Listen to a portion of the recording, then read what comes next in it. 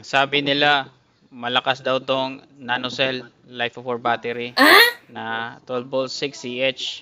Ngayon, try natin sa sasakyan. What? Kung malakas ba talaga to. Okay? Paalala lang po, no?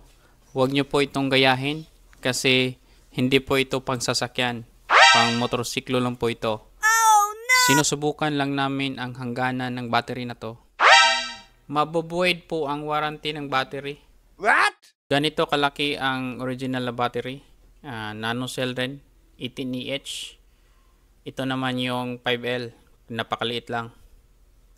With quick connect design na pala to, hindi na kayo mahihirapan mag-connect sa mga motor ninyo. Screw lang, okay na. Wow! Siguraduhin nyo lang na tama yung pagkakabit ng positive at saka negative. Hindi pwedeng magkabaliktad kung hindi sabog yung fuse nyo, or mas worst, masisira yung mga electronics mo sa loob.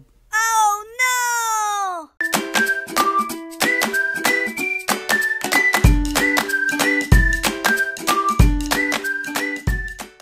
Ignition on. Start. Wow.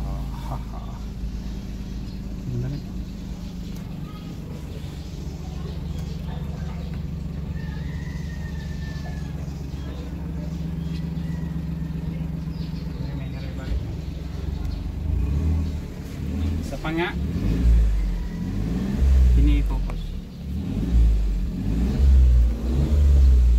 Isa pa nga. Try natin.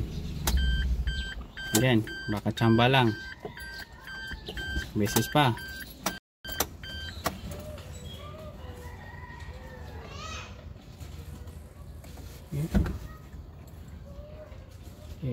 Ready, start. Yun. Start niya. Dapat tuloy ka. Yan.